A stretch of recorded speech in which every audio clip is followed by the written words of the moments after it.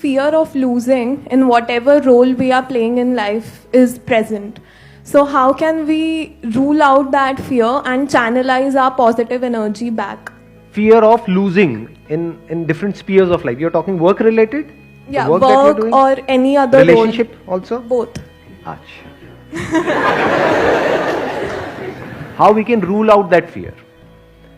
You can never rule out that fear क्योंकि वो fear किस पे बेस्ड है? रियलिटी पे बेस्ड है या कोई इमेजिनेशन है? दो तरह के फियर्स होते हैं ना, एक है इमेजिनरी फियर्स कि ये हो गया तो क्या होगा, मान लो यहां पर भूत है, इससे हम डर रहे हैं, but that is an imaginary fear, that is not based upon reality. Reality क्या है कि there is a person whom you are in love with, जिसकी आपको आदत पड़ चुकी है, तो जैसे ही हम अलग होने के बारे में उस पर्सन से सोचते हैं तो डर लगता है. इनफैक्ट ये सिर्फ उस पर्सन के लिए नहीं है, किसी भी आदत के बारे में है.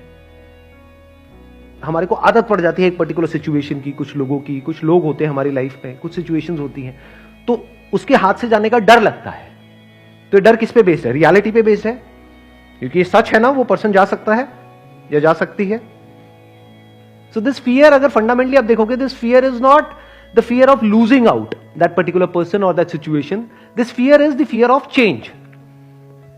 हमको बदलाव से डर लग रहा है, क्योंकि ऐसा नहीं है कि वो जो पर्सन है वो दुनिया का आखिरी है, कि जिसके भी साथ आप रिलेशनशिप में, वो दुनिया की आखिरी लड़की थोड़ी है. आखिरी है क्या? नहीं है, और भी है, उससे बेटर भी है. बेटर भी क्या होता है? आपके स्टैंड पॉइंट से है कि वो बेटर है या नहीं है.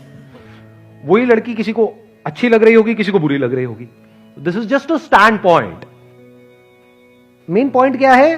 We are afraid of change. तो जब तक we are afraid of change in life, and death is a part of this change. एक तो चेंज है अलग होना, एक है किसी की डेथ भी हो सकती है, कभी भी हो सकती है. तो we are always afraid of change, कि जो नई सिचुएशन होगी, बिकॉज दैट इज अननोन.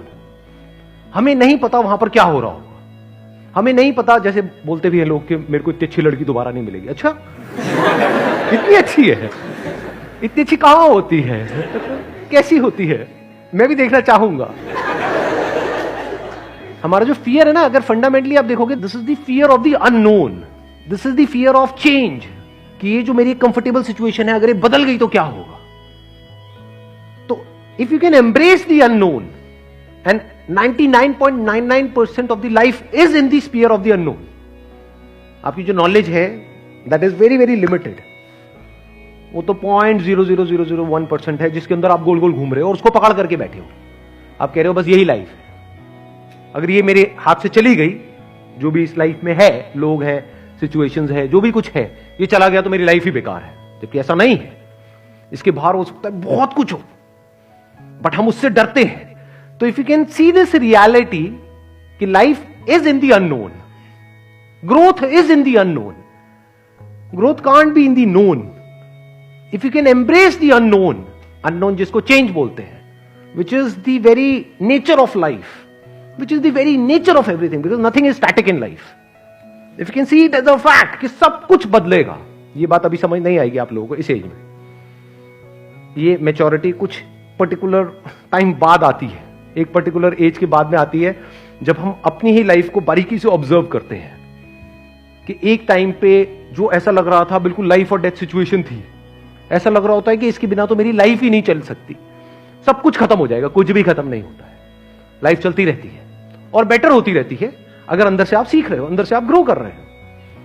अगर वहीं पे स्टक हो गए हो, जो पास्ट में कुछ था, बस उसी में आप स्टक हो गए हो, तो you are not changing with life. Life बदल गई है लेकिन आप नहीं बदल रहे हो.